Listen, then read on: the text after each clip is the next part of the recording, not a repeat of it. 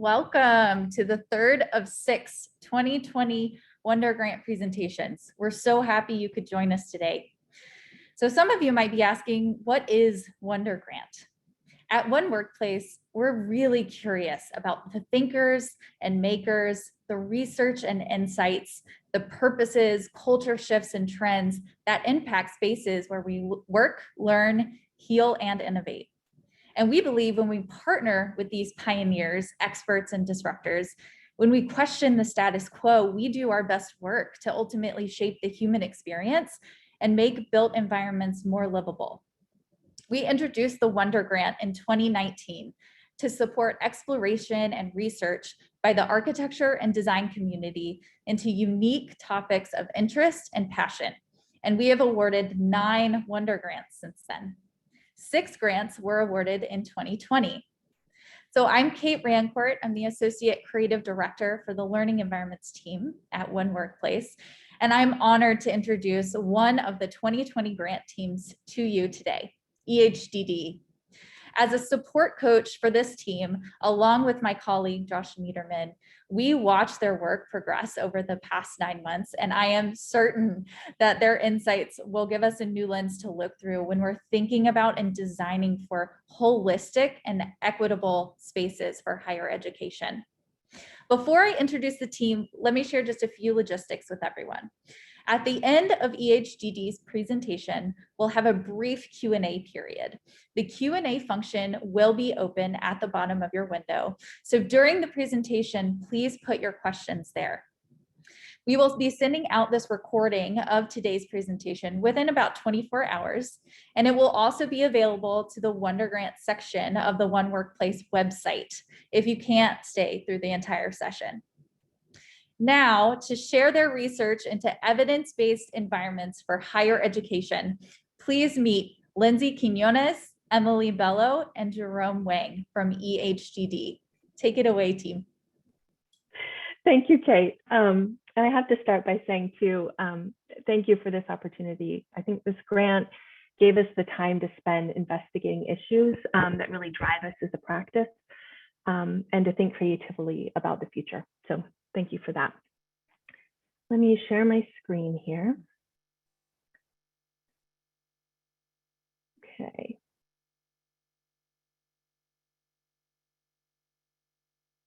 Great. So for those of you who don't know us, EHDD is an architecture firm. We were founded in 1946, but our legacy has really always been future forward. Our work evolves out of place and experience, and that is also the starting point for this project. So in early 2020, as the pandemic was unfolding, we partnered on a research fellowship with Jerome Wang, now a recent graduate of UC Berkeley School of Public Health, part of our team here today. And that research really focused on the pandemic's impacts on faculty and students and emerging research. And what we learned through that process is that while the effects have been profound, the effects from one student to another or one campus to another were really wildly different. And so our goal for this grant was to build on that research, to understand the impacts and then move beyond them, to leverage this time of unprecedented change to collectively reimagine environments for teaching and learning in a hopeful way. Our process was really based on storytelling. Through surveys and one-on-one discussions, we're able to capture unique stories and experiences and ideate with a range of stakeholders. We documented our research. You can see just a few of the pages here.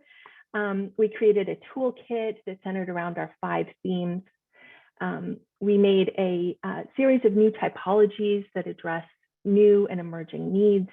And then we put our own toolkit into action in a prototype.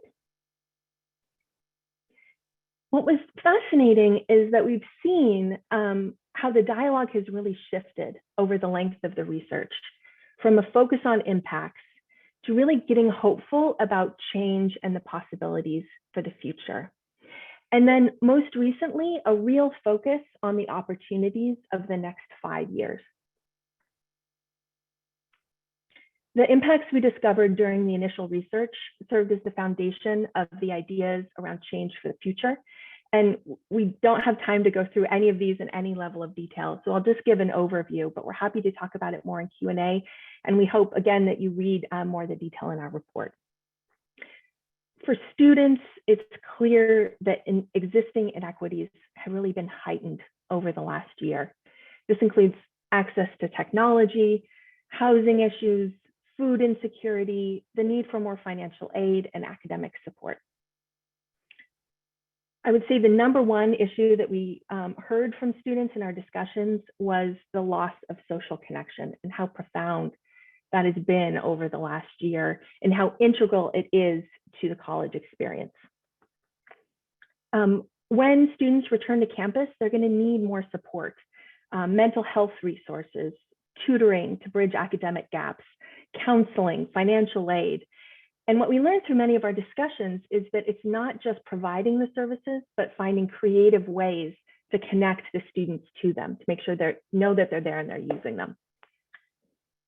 For faculty, they've just had increased demands over the last year. They've been asked to teach differently, to work differently, to learn new technologies.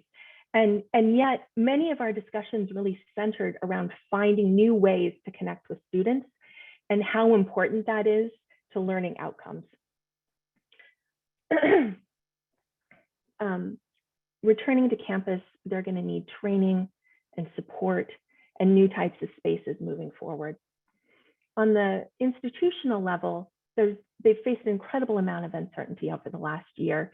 And what really struck us is the variability in terms of the impacts from campus to campus. But perhaps the piece that struck us the most was that students are really starting to question the value of higher education. In a recent survey, 57% of students said that they're worried that higher education is not worth the cost anymore. And that was really striking to us. That, of course, is met with the rise of online learning and other alternative models. And so we started this process saying, okay, what is going to draw students and faculty back to campus? What can we do as designers of these spaces? And three themes really emerged out of those discussions. One is connection. Nothing truly replaces in-person connection. The second is place.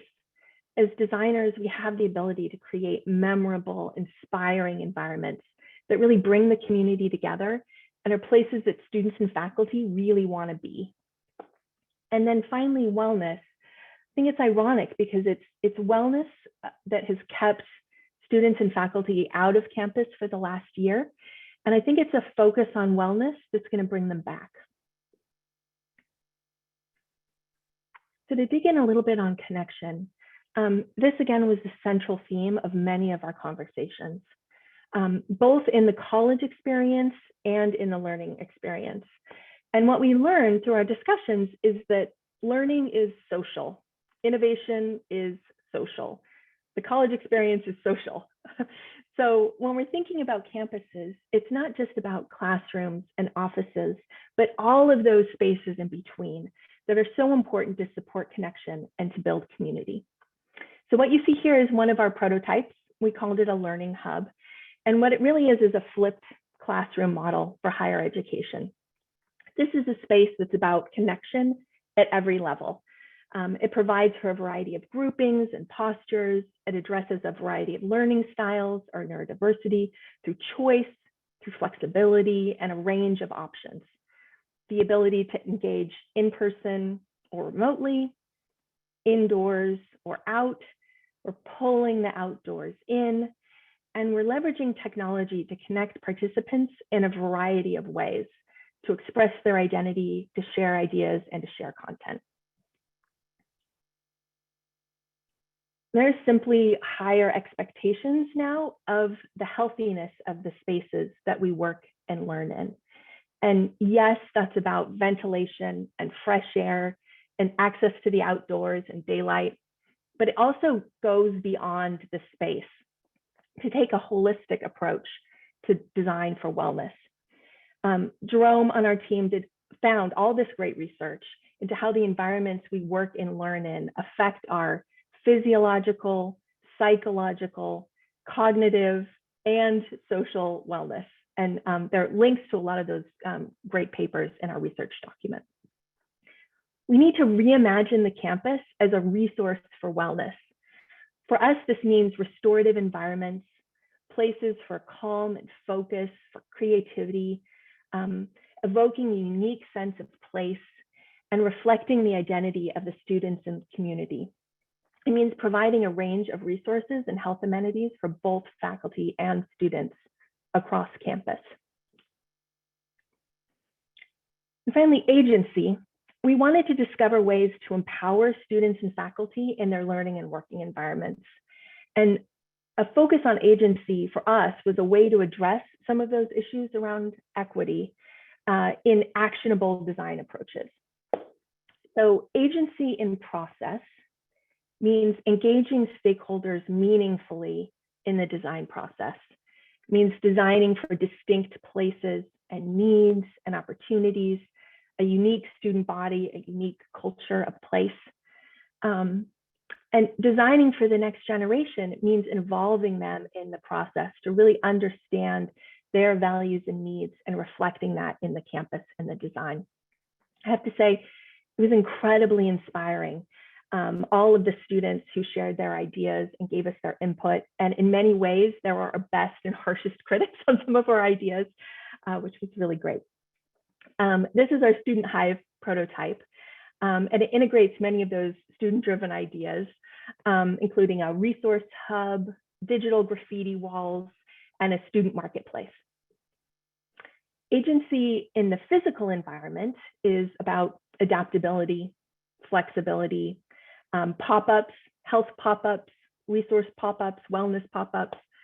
And we started getting excited about this idea of blank space. This is an open space on campus that can be remade every year or every semester. It could be a place for a public-private partnership. It could be a prototyping space, a student hub, a student forum, a student gallery. This is a space that's really about giving students, faculty, or community agency to recreate this space over time. And then finally, agency and choice. This is about giving students and faculty options for attending class or office hours, in person or remotely. There's a lot of debate if this will really benefit students moving forward or not. And really the success of a hybrid model is something that's going to play out in the next 5 years. So speaking of the next 5 years, we'll finish by going through 5 opportunities from our most recent conversations for addressing challenges and the potential of the next 5 years.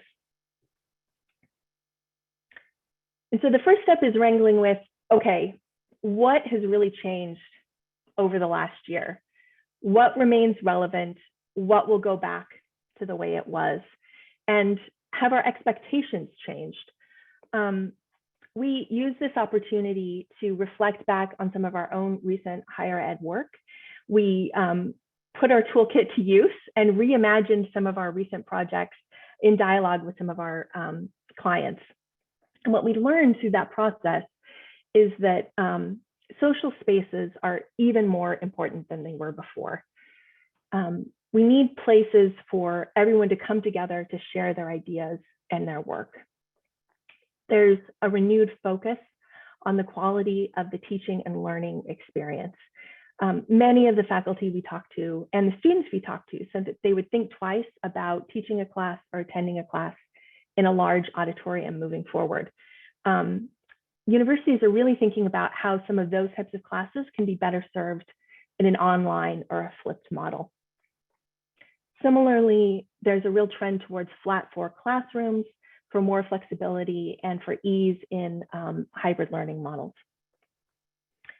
And then a focus on restorative spaces. So this is about bringing the outside in and the inside out, and creating new amenities and experiences within every building, resources for connection, for wellness, and for support. And when we're talking about spaces for meaningful connection, what we learned is it's important that spaces are fine-tuned around the unique needs and culture of a place or the unique demands of a program. So for example, we talked to someone who said, sometimes we need to have emotionally charged or sensitive discussions with a student. And I need a space where we can sit one-on-one, where at the same level, where they feel comfortable and welcome, where we feel like it's a private conversation. There might be a view to nature, kind of calming environment. And that's one type of way to connect students and faculty. Other spaces might be, collaborative work hubs or team hubs where others can remote in an immersive way. So it's really about fine-tuning the spaces for connection to meet specific needs of students, faculty, and programs. And of course, campuses are also workplaces, and they need to work for faculty. Faculty, like all of us, have really been wrangling how to manage working from home and what a return to work looks like. There's been a lot of debate over the last years about the future of the faculty office, and it's an important debate. But I think last year has actually really broadened the discussion. It's not just about the faculty need a dedicated office or not. It's about thinking beyond the office to an ecosystem of spaces and support services to meet the ever-changing needs of teaching in this time of great uncertainty. This could include video production studios, tailored meeting spaces, training and support, collaboration and prototyping spaces. It's not just about supporting creativity and innovation amongst the students, but it's also important to support that amongst faculty. There's actually a lot of interesting emerging research around that. And when we're talking about supporting faculty-student interaction, what's fascinating is many of the students that we talked to actually felt less intimidated over the last year with online office hours than having to go directly to someone's office. They felt that it sort of humanized faculty to see their spaces behind them. And it just felt less intimidating than going into an actual office space. So when we think of better connecting faculty and students moving forward, it's important to remember that the opportunity isn't just about physical environments. Online and hybrid models are here to stay, and they have many challenges. We learned that first, you have to really define what you mean by hybrid. It's a word that's used a lot and can mean a lot of different things. And student or faculty experiences can vary greatly depending on what type of hybrid learning model you're talking about. It could be the option of participating in a class in person or remotely. It could be a flipped classroom model. It could be online learning with faculty office hours and in-person discussion sessions. It could be a class with a global attendance. But each model comes with its own challenges and its own potential. What we learned is that faculty need training and support to make these models work. And that class size have a big impact on that success. Anything over 25 or so students became way more challenging. New types of spaces are needed, recording studios, tech support hubs, for example. And different states have different regulations about online learning. We're actually working on a couple hybrid classroom projects right now, and it's a real challenge to capture both the audio and visual content in a classroom in an interactive, immersive way, in a cost-effective way. And it starts to really limit your flexibility. So the next couple of years, I think, will be really telling as to the future of these models and if the benefits outweigh the drawbacks. And then finally, design for the future. We need to adopt a prototyping culture to test new models and to learn from what works and what doesn't. Things aren't simply going to go back to the way they were, and there are enormous challenges and potential in the next 5 years. The future is now. We need to design spaces for the next generation that have different needs and interests and occasions. We need to let ourselves be surprised by what we learn and give them more agency in shaping their campuses.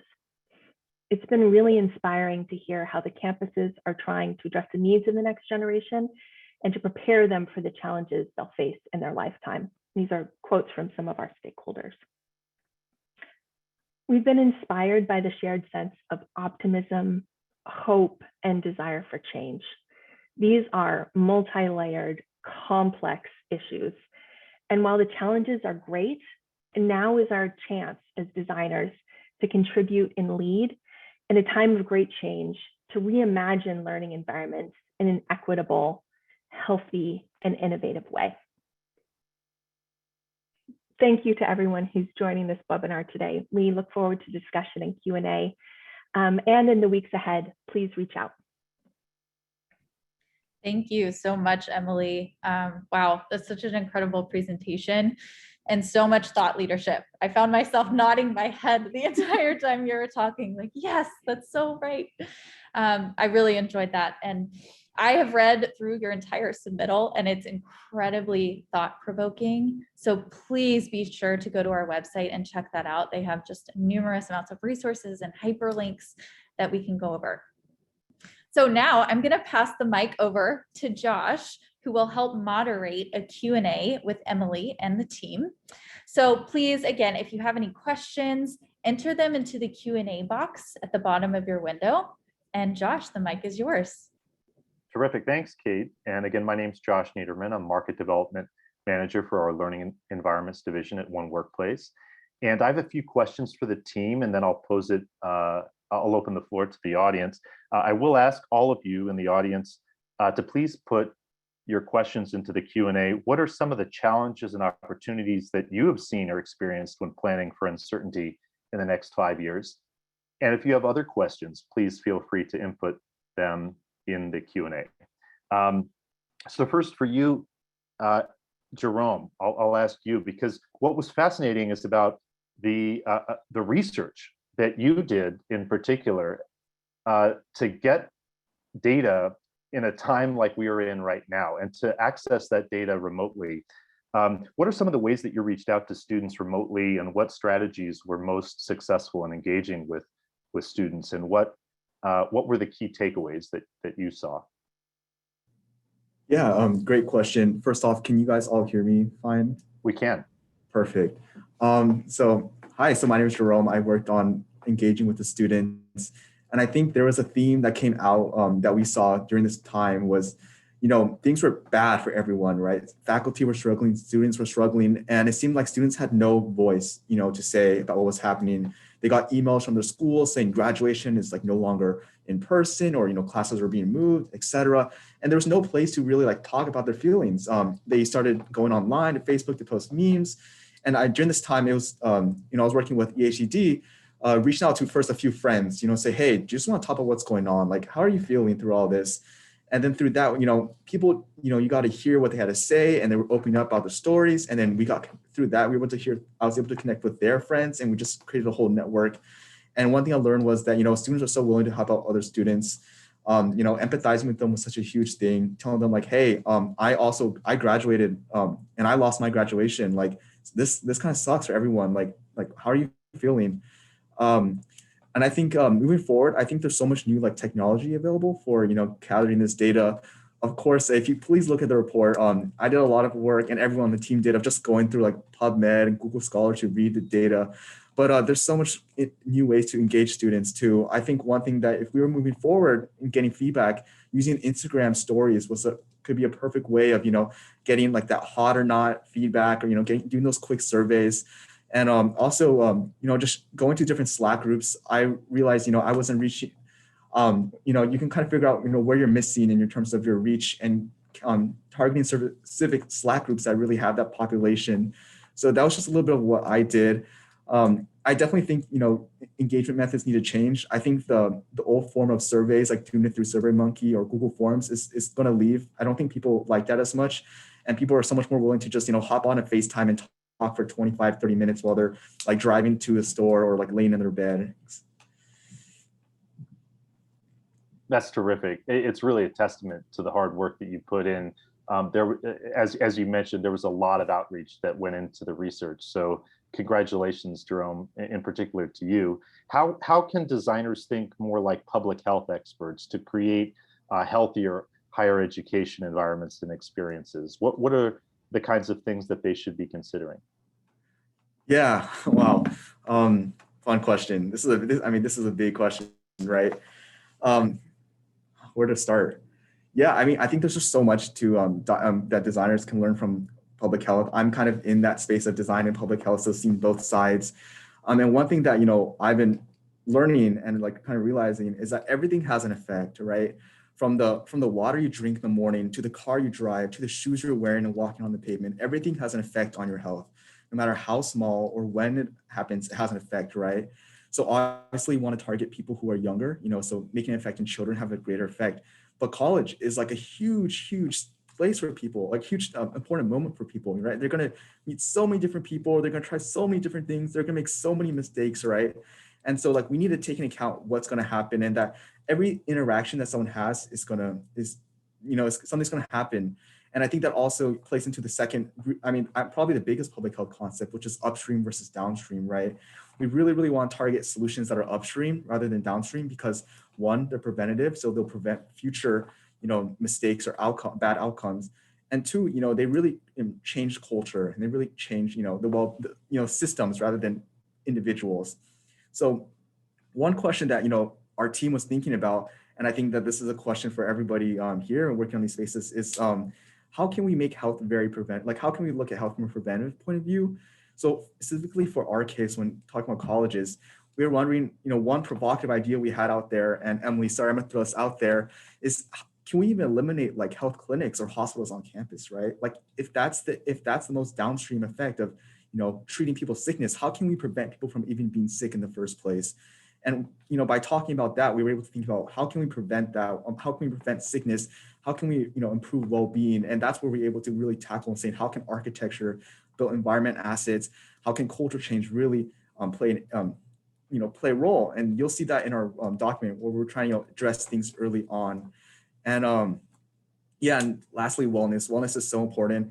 I think, people, I know some people, maybe academics or some older folks might think, like all this, like, having something look good or nice is a luxury. But as I mentioned before, everything has an effect. And it's so important, right? That if we spend the time, money, and resources on, making things healthier and comfortable and just more relaxing for people, that it will show an impact later down your life. Well, thank you so much, Jerome. Appreciate that in-depth response.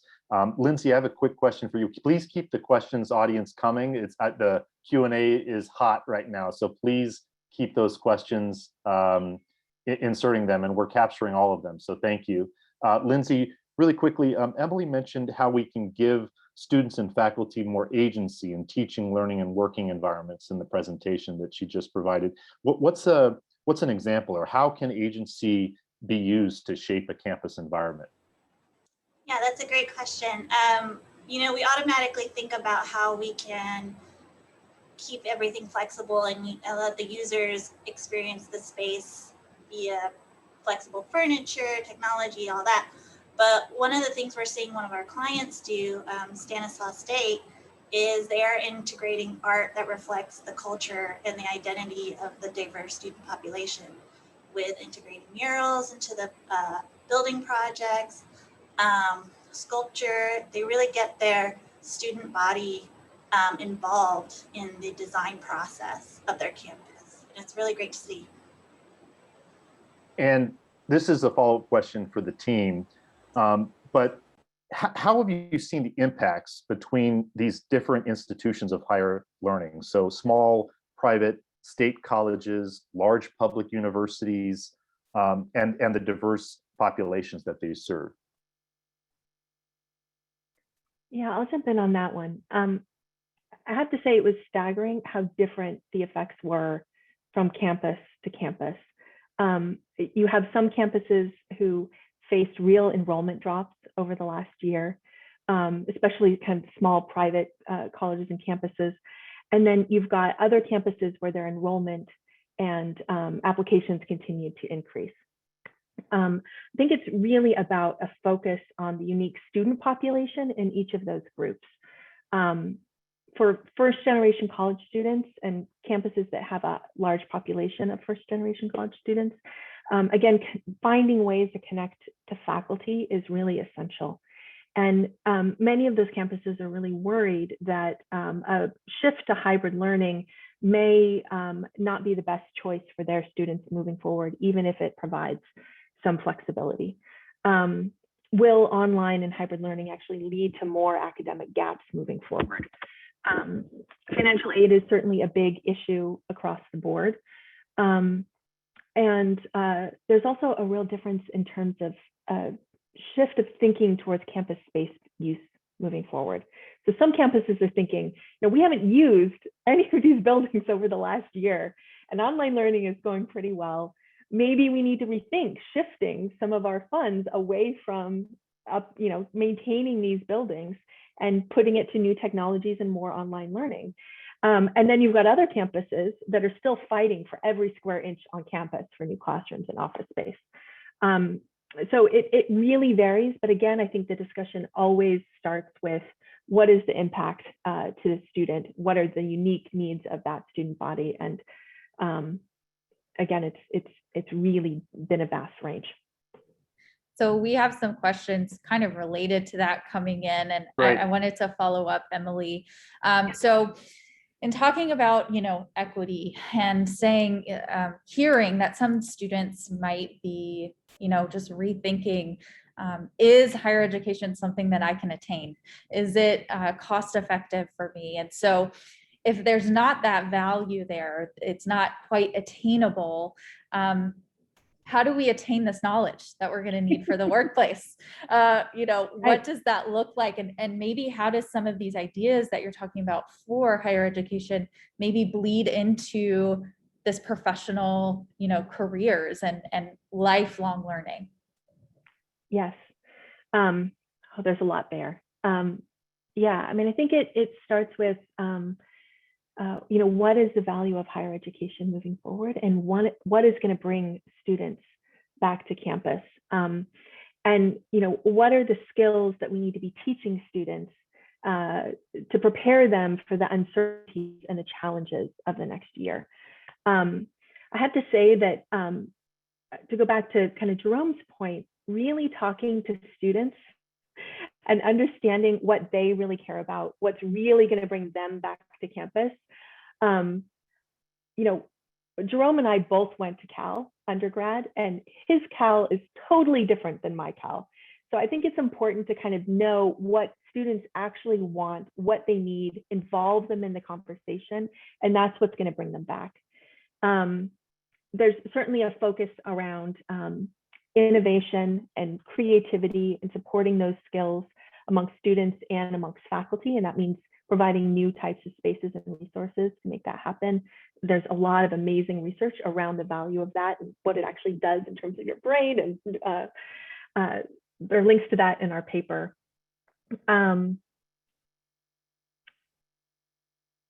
Let's see, and then I guess I've lost my train there. But I think it's really about sort of understanding what the existing inequities are. Really, they existed before. They're only heightened now. I think it's going to be again about bridging academic gaps, providing financial aid, housing resources, food resources. All these things need to be addressed moving forward in a holistic way. And I think as designers, there's a real charge in terms of, okay, what does it mean to help to create really vibrant and exciting and dynamic learning environments for the future that really draw students back?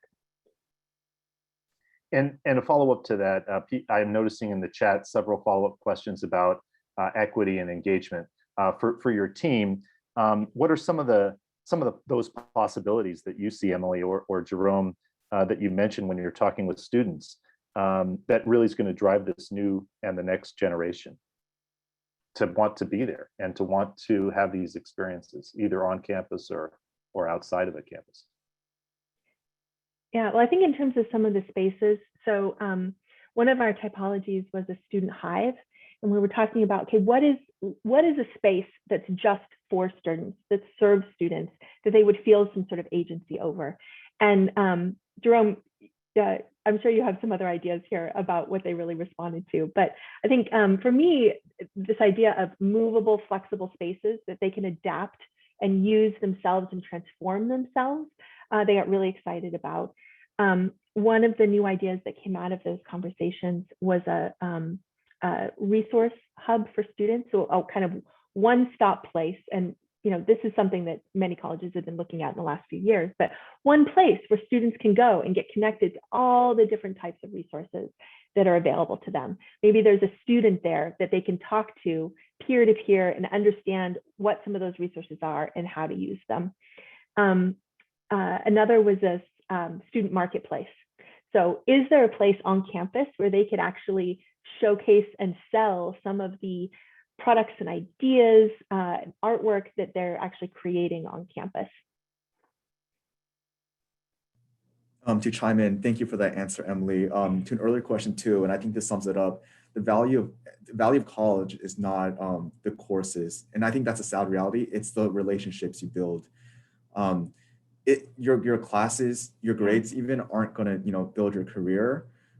It's going to be who you know, like how you know them, and the work you do outside of that really shapes your career. And I can speak on that myself actually, on how I'm building my career through the networks I created at Berkeley. Josh, and what's going to bring people back to school, and kids really want to go back for the most part, is that social aspect. Like you really want to have fun. Like no one is saying, oh, like I really want to be in class to learn my computer science course. They're like, no, I want to be goofing off with my friends in the dining halls. I want to like walk around at night and see or walk around at night and see the sun go down with my friends. Like that's what you remember from college. I mean, I just graduated last year and I can't remember the classes I took senior year, but I remember the relationships and how I felt with the people around me. And so that's the change, right? So we as designers, we have to anticipate how are we going to redesign our spaces to really foster connection. And one thing we're saying is that students are going to connect with everybody, right? You're going to want to reach out to people you maybe would never will not feel comfortable reaching out to before. So how can we create those like random encounters with people you would not normally talk to or associate with? Yeah. Thank you for adding that. And a follow-up to that regarding faculty, because I know you touched on this in the presentation, Emily, but you as a team put in enormous effort to reaching out to a lot of faculty across the whole entire country, really, to public, private institutions. What are some of the things that you heard in those conversations? It's obviously in the report, but that you can maybe let people know, give a little snapshot of some of the things that you heard in terms of what's going to drive them to want to be there and make them the most engaged that they can be. Yeah, so I think we've talked a lot about the resources that are needed for students. I think we also need to think about the resources that are needed for faculty when they come back. And that includes resources around health and wellness and a more distributed sort of preventative architecture model, as Jerome was sort of getting at. And we need to reimagine the faculty workplace. Again, that's a dialogue that has started years ago, but I think there's a real opportunity to think, okay, there have been so many new demands on faculty. How do we really support them moving forward? And what are the spaces that can do that? Again, I'd have to say that the most inspirational part to me is when you talk to faculty, the thing that they care about most is students. How are we supporting our students? What are their needs? And how can I do that? So we need to also make sure that we're supporting faculty in that endeavor. And Lindsay, did you have anything to add in that regard? I know you talked about agency in terms of the campus environment, but anything regarding agency for faculty or involved in the process or the environments or the choices that they make in a campus setting? Yeah, I think with faculty, they have been forced to adapt during this time, and they and work remotely and learn these new technologies and ways of teaching, and allowing them to explore those options and what's the best model for them moving forward to teach their students, gives that agency to them. They also just need the support, like Emily was saying. There's going to be new training that's needed for faculty on campus, tech support, We've seen a lot of institutions that are putting up recording studios to support these online learning models. And so I think moving forward, we definitely see that there's going to be a new space that supports the new technology and the new trends and the new ways of learning, which is exciting. And Kate, I think we have time for one additional question in the chat. Do we have one more? Yeah, you know what? There are lots of questions in the chat. So what I would encourage everyone to do is actually go and download the research and really comb through all of the really great resources that EHDD has pulled together and their research that they've done.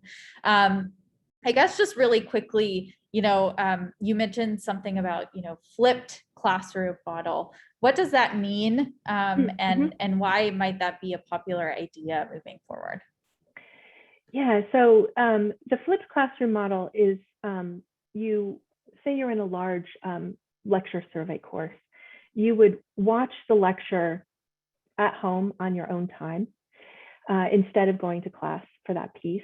And then you would go to campus with a smaller group of students to collaborate together on the content, the homework or projects. So it's about sort of flipping the model. You kind of do your homework or collaborative work in groups with other students on campus, and you watch the lecture on your own time. And what's great about this is it really supports that idea that learning is social, right? There's a lot of research that shows that when you learn together and collaborate around material as a group, you retain the information better. You actually are more likely to go deeper into the information and again, become a lifelong learner, which is so important. So it's that. And we actually did a quick study in our prototype in the document where we said, okay, could we take the space that would normally be allotted for an auditorium, so many thousand square feet? What if we cut that up into a series of interactive learning hubs to allow for flipped learning for groups of 20 students or so, and how would that work?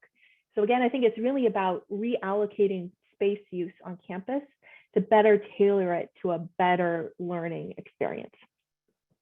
This conversation has been fascinating. I could have it all day. Unfortunately, we've hit our time, but as Kate mentioned, there's a ton of resources available for you online. Again, I just want to express my appreciation to you, Emily, to Doris, Lindsay, Jerome, Mary, the whole entire EHDD team. You've been phenomenal to work with, and the research is incredible. About what draws us back. You talked about connection, place, and wellness. Jerome, I love the themes about these places in between that you expressed, and what would bring students back and faculty back to you, Lindsay. These learnings from the pandemic about really how to make for holistic and equitable education experiences for all students. So just want to reiterate what Kate mentioned. There's a toolkit, new typologies, a prototype for actually putting the toolkit into action, and tons of hyperlinks that are available through the report.